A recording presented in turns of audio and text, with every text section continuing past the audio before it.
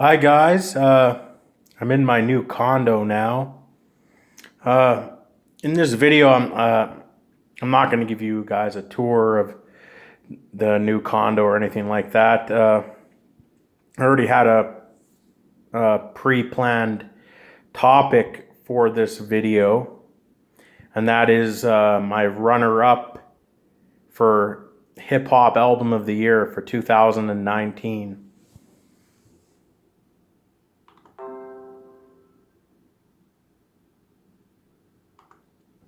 Now, my runner-up, after thinking a lot about this, coming to find my hip-hop album of the year and the runner-up, in my opinion, for hip-hop album of the year, I put a lot of thought into it.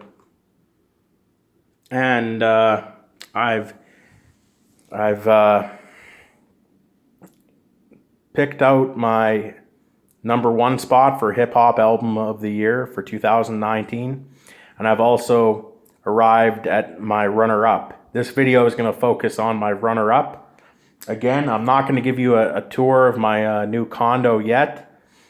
I'll do it when I get better camera equipment, whenever that is. That's not my focus right now.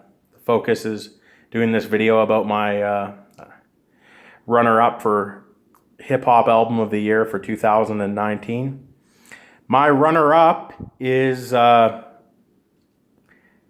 Collusion by Diabolic and Vanderslice.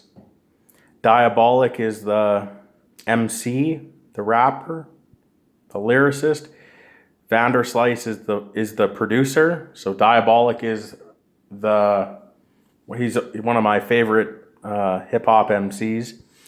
He's the MC on the album, and there's guest features, of course, but Vanderslice, I think his full name is Eric Vanderslice. I think I have him as friends on Facebook. Vanderslice is the producer, and he does a very good job on this album with production. I chose this album, Diabolic and Vanderslice Collusion, as my second best album of the year for 2019. My second best hip hop album of the year for 2019. Because to me it was a better Diabolic album, thematically and lyrically, than Diabolic's other album that came out a few months after, which was The Disconnect. Although that was a very good album as well. But I chose this album he did with Vanderslice because I like Vanderslice's production. I'm a big fan of Vanderslice's production. I thought that on the album that it didn't have that many guest features. It had a few. The guest feature by Nems, otherwise known as Gorilla Nems, that one really stood out there to me. And the best song on the album to me is Think of That. I also like the outro of the album. It's the outro of the album on Collusion is very funny.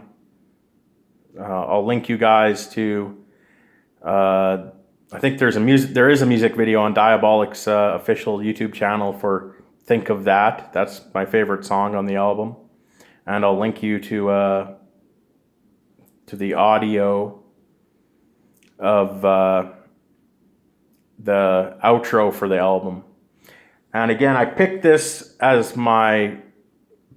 one over The Disconnect. I thought this was a better effort collaboratively, because Vanderslice's production really worked well with Diabolic's hardcore underground hip hop style. And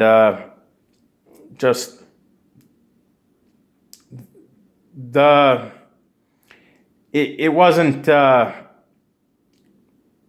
it's kind of a new chapter for Diabolic, this album Collusion. He he doesn't delve as much into like politics. Not that he was overly always a political rapper. He did, although he did come up with Immortal Technique, and he was on Immortal Technique's label for a long time. But obviously, he has had a falling out with Immortal Technique, and he is not on good terms with him currently.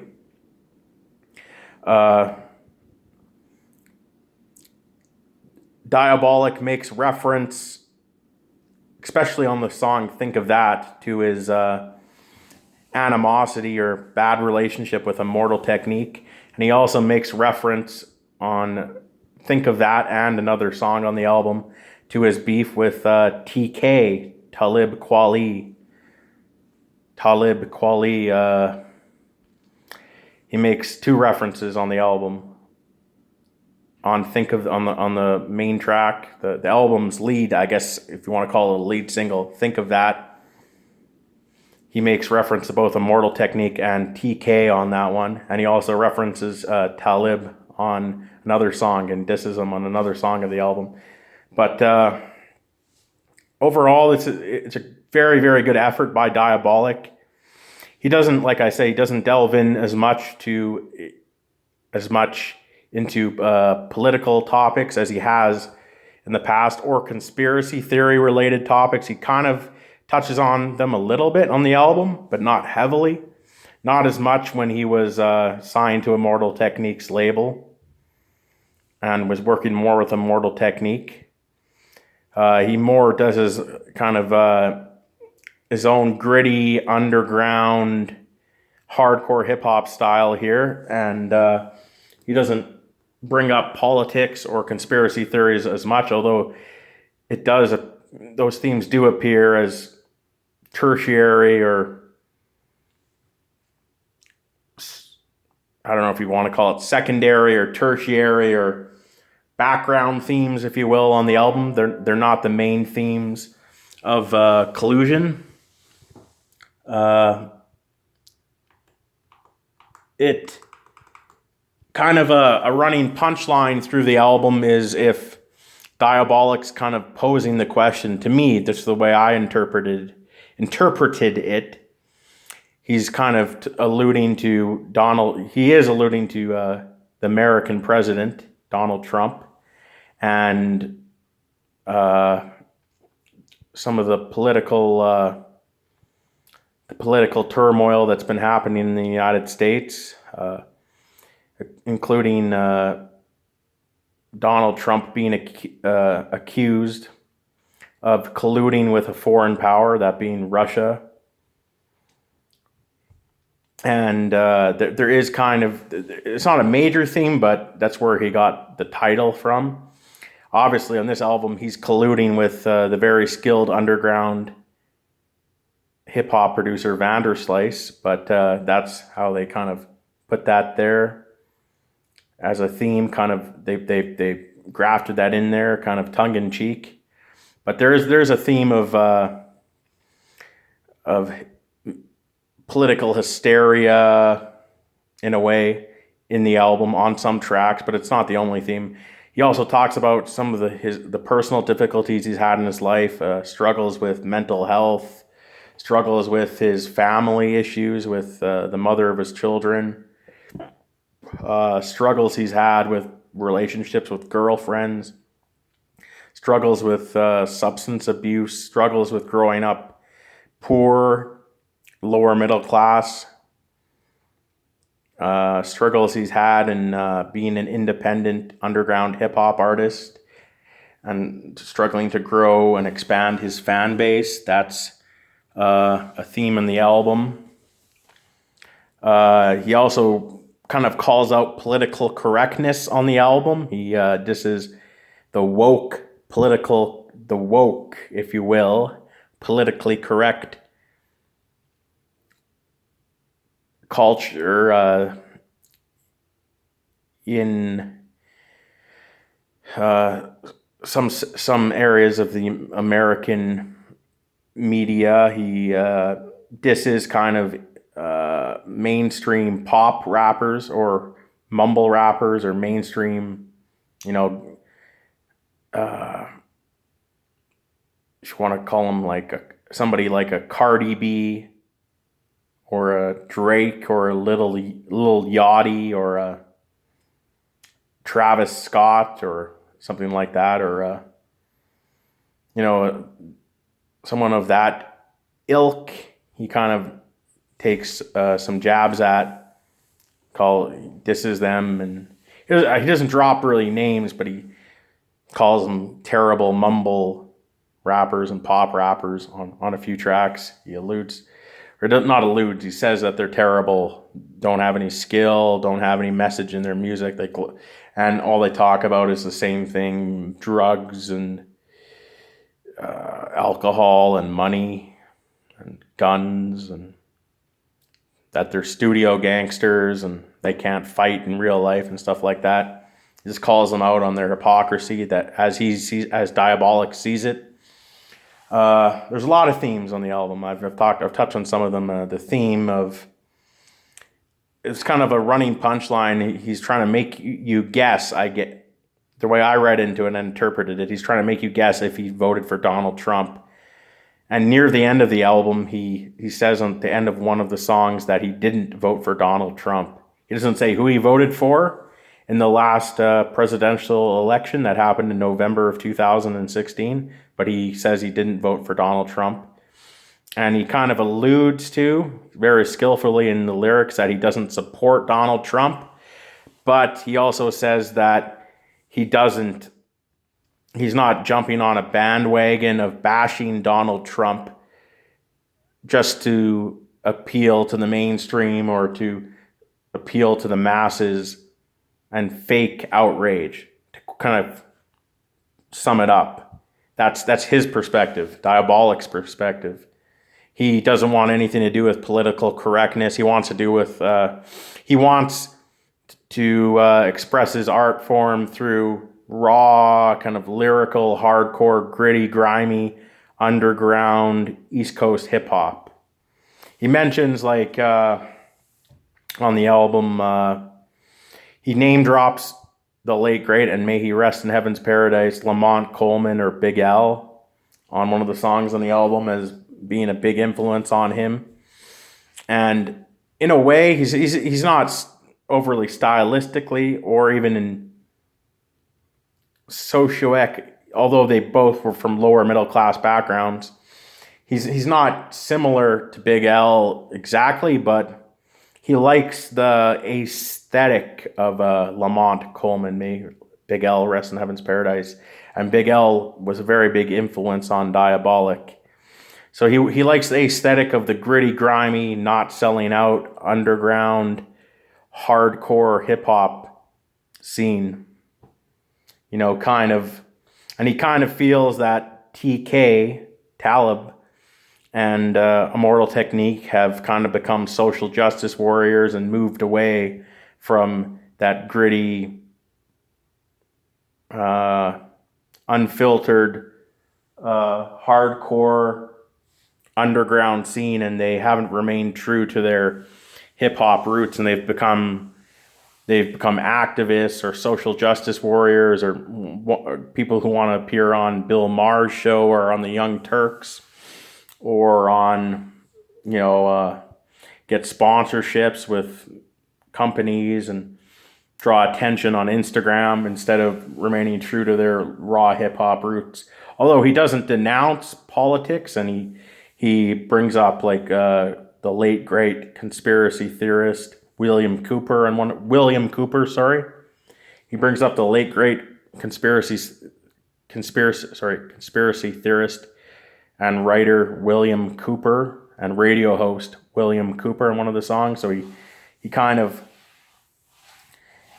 he still has a political tone to his album, but it's not the main theme of the album. He still has this rebellious persona against the establishment, but it's not kind of mixed in with more of the socialist what Diabolic himself, not what I would, but what Diabolic himself would term social justice warrior kind of aesthetic that he believes that Immortal Technique and Talib Kweli now embody in late 2019, going into 2020. So the production on the album Collusion by Vanderslice, it's gritty. It's kind of reminiscent of really where Diabolic comes from, lower middle class background in the greater New York City area / Long Island. That's really what it reminded me of, kind of, in a way, paying homage, be it to the late great, may he rest in heaven's paradise, Lamont Coleman, or Digging in the Crates crew, or Pete Rock and CL Smooth, somewhat, I guess. Gangstar, rest in heaven's paradise to Guru. Some of maybe Nas's first 2 studio albums, kind of, the boom bap, Onyx, Mash Out Posse, MOP. The first 2 albums of Wu-Tang Clan, other Wu-Tang Clan affiliates like Kill Army, or however you pronounce it, Kill Army, or Sons of Man, or Cool G Rap and DJ Polo, Eric B and Rakim, more so Cool G Rap and DJ Polo. Kind of the northeastern boom bap aesthetic, if you will, that was around from about 1989 to 1996. That's what he kind of pays homage to. And that's the style, I think, Diabolic, along with his producer on this album, Collusion, his producer, Vanderslice, when they work together on this album, that's what they're trying to evoke. That kind of 1989 to 1996 boom bap, not necessarily not conscious rap, but boom bap, gritty style. Maybe Foo Schnickens, not exactly like that, but that would have been an influence for sure on Diabolic. Foo Schnickens would have been an influence on him for sure when he was younger. Onyx, I mentioned, Mash Out Posse, even Solo, KRS-One. I mentioned Digging in the Crates. Solo, Fat Joe, earlier in Fat Joe's career. The late great, may he rest in heaven's paradise, Big Punisher is a big influence on Diabolic. Tragedy, Gaddafi would be another one.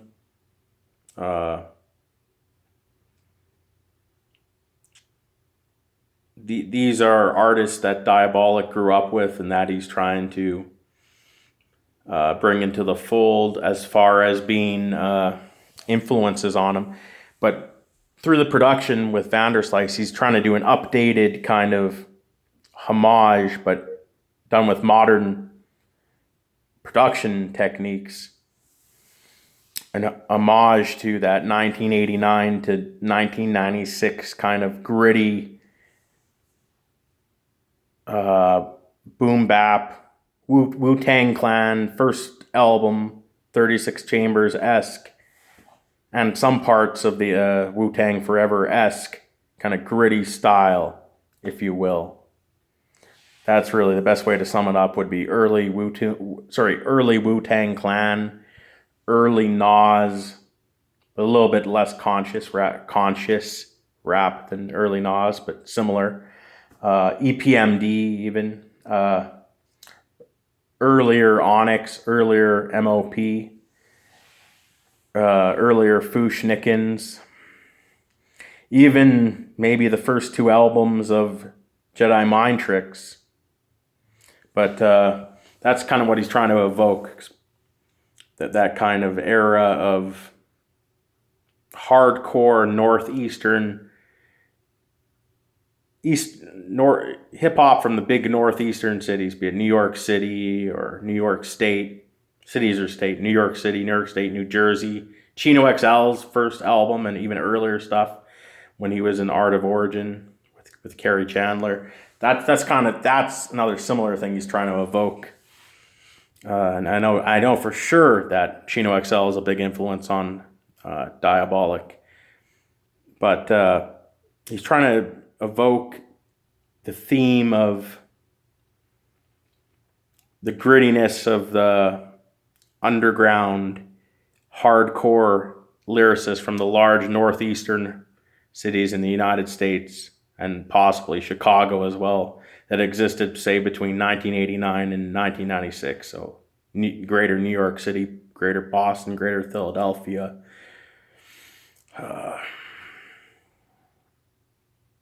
greater Washington, D.C., maybe even greater Chicago, greater Detroit, but especially greater New York City and New Jersey or Long Island, that kind of hardcore boom bap, no nonsense, underground style, really.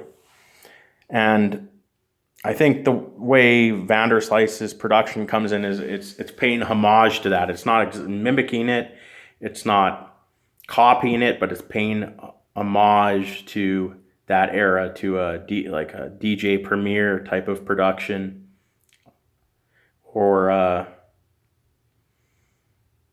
some of production even of a Brand Nubian on their earlier albums, or some of the production of Onyx, or some of the production on the Wu-Tang Clan's, as I mentioned, their first two studio albums, that kind of era.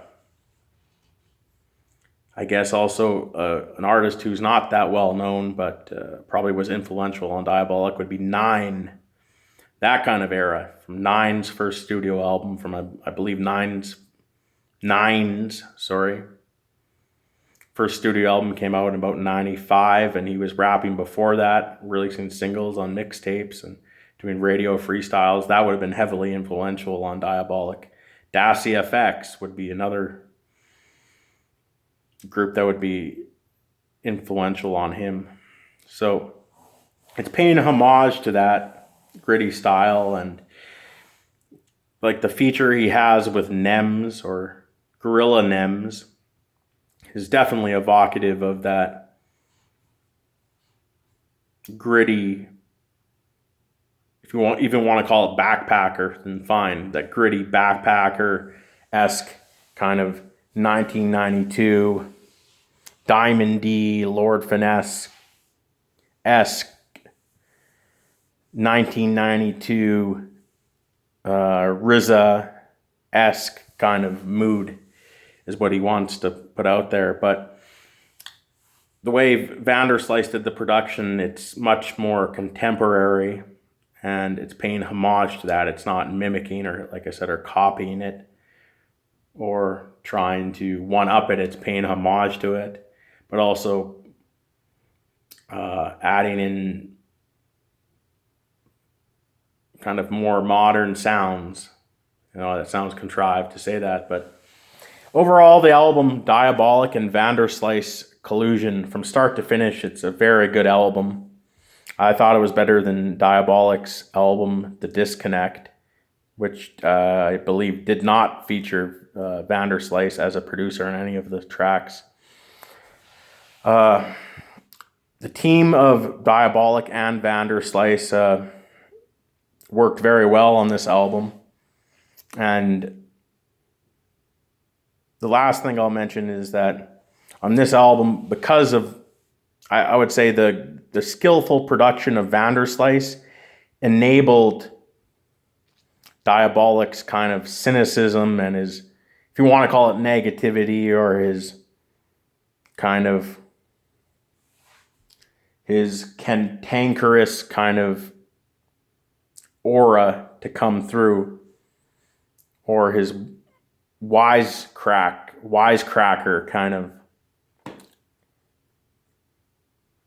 aura to kind of shine through even more because of because of the beats that were laid down by Vanderslice. And the album was very, very enjoyable to me. I don't agree with necessarily Diabolic's kind of... Sometimes Diabolic gets too, I wouldn't say nihilistic, but he gets too kind of fuck the world kind of, and tries to, you know, I wouldn't say be shocking, but he tries to be over the top at times. But overall, the album is lyrically, it's fairly, and thematically, it's very balanced out. I think the best track on the album is "Think of That." The second best track on the album would be the track with Gorilla Nems featured on it. I'll put the links for the video for "Think of That" from Diabolic's channel in the comments, and also for the audio. There's no music video for it, for the track with Gorilla Nems, and also for the humorous outro of the album. So that's my runner-up for hip-hop album of the year for 2019 is Diabolic and Vanderslice, Collusion. I haven't made any moves with storing my odd lifting dumbbell at a new gym yet. I'm not going to do any videos touring my new condo yet. The next video will be up in about 3 or less weeks. It'll be my #1 hip hop album of the year. So in closing, this video is focusing on my runner-up for hip hop album of the year for 2019, and that album is Diabolic and Vanderslice, Collusion. Thank you, guys.